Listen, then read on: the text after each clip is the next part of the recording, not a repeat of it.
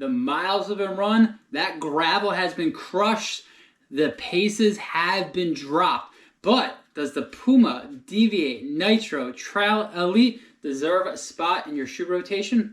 Find out in today's full review. Welcome back to the channel. I am Cody with The Shoe with Cody, and today we got ourselves a good one. We are talking about a super shoe for this trails. We are talking about the Puma Deviate Nitro Elite Trail. That is a lot. That is one of the longest names out there, and I've been putting this thing through the ringer. So big name, big miles. And in this review, I'm going to talk about the fit, the good, the bad, and the verdict. Should you buy the shoe? Yeah, this shoe right here. But before I dive into all that goodness, I do need to point out one thing. This shoe was provided to me by Puma for a review, but they have no idea what I'm saying in this video, and they have no control over any of the content that I put out there. I also have a huge favor to ask you all. Hit the like button, smash the subscribe button. You know you want to. It costs you absolutely nothing, but it definitely helps the channel. Now let's sit back, relax, and let's talk about the latest super shoe for the trails by Puma.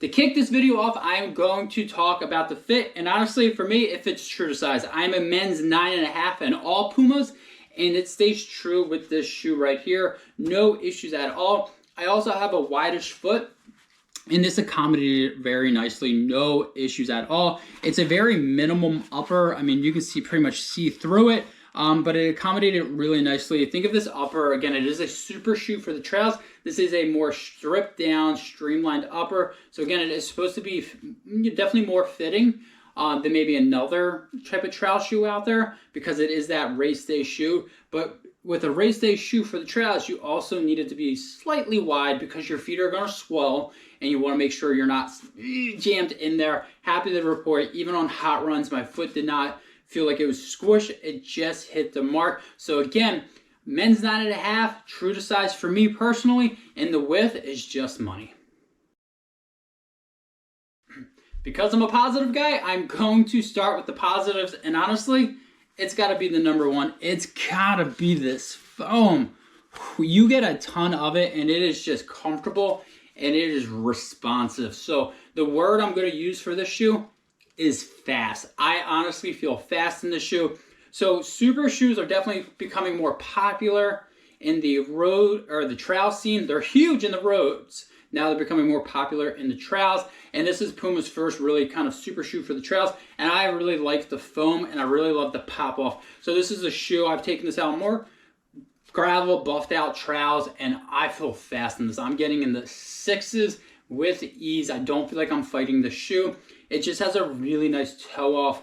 Again, one thing I want to point out is definitely wider too. So going on those slightly technical gravel roads, not only do I feel fast, but I also feel stable in those situations, which is really nice. You don't want to be on a trail, especially a gravel one or a buffed out trail, and go and break an ankle. I do not want that. The upper, really nice, very breathable. I mean, I still got a lot of dirt on it. Very breathable, no issues at all. The tongue is a gusseted tongue, and it's very minimum. This is a very minimum upper. I mean, it really is. I mean, look at that. There's not much to this upper. It is stripped down to make it as light as possible, which it definitely accommodates. Again, great lockdown, fits my wideish foot really nicely, and this foam is just so nice. It's responsive and fast. This is a shoe, I think if you have a PR in mind, it's not technical, this is a shoe you want on your foot because it does feel really fast.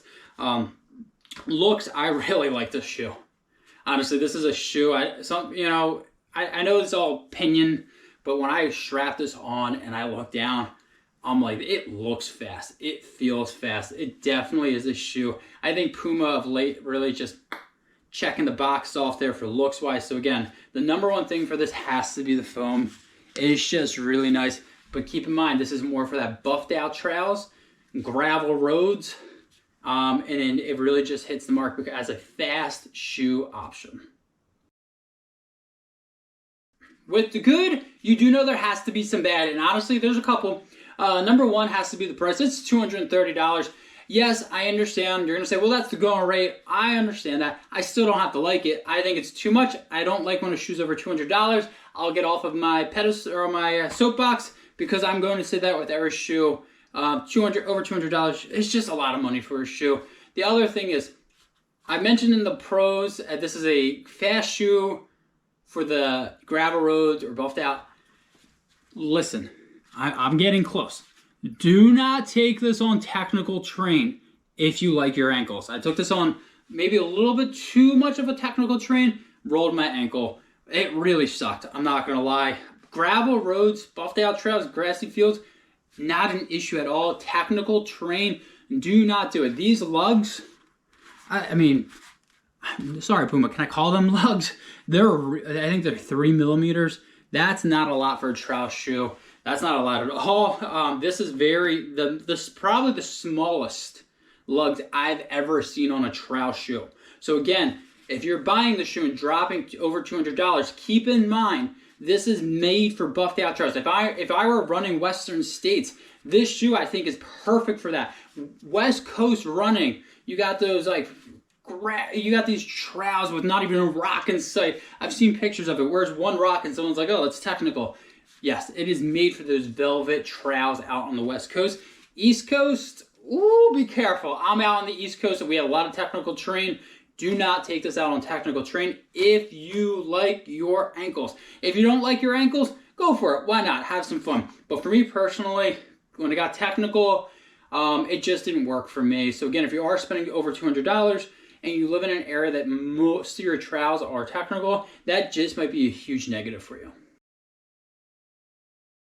You heard the good, you heard the bad, and now you want my verdict. So this shoe, I put about 27, 28 miles into the shoe, and I will say, if you want to go fast and you're running on buffed out trails, buy this shoe. It's $230, and I know that price sucks, but man, if you are looking to PR and you want to drop down the hammer and you want a super shoe, this is one of my favorite super shoes for the trails, buffed out trails.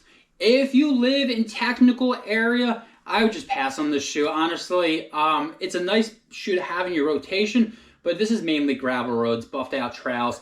The lugs are just way too small for a lot of East Coast running. So again, I think if you live on the West Coast, you live in areas that have a lot of buffed out trails, and you want to go fast, buy this shoe. For everybody else, I'm gonna go with a pass, mainly because it's a one-trick pony, gravel roads, buffed out trails. You can go long in it, and I'd race in it, but I also don't live in those areas. Most of the trails in my area are pretty darn technical, and rarely will I get a race on the East Coast that's not technical. You heard the good, you heard the bad, and you heard my verdict. Now I want to hear from you. Have you tried the Puma trail shoe, the super shoe, the Puma Deviate Nitro Elite Trail? One of the longest names out there. Did you like it? Did you love it? Honestly, did you hate it? Let me know. Drop a comment down below. I appreciate all your support and watching this video. Don't forget, hit the like button, smash the subscribe button, and until the next time, I'll see you all out on the run. Thanks for checking out this latest review. Don't forget, hit the like button, smash the subscribe button, and check out some of the other rad content that I've dropped out on the channel.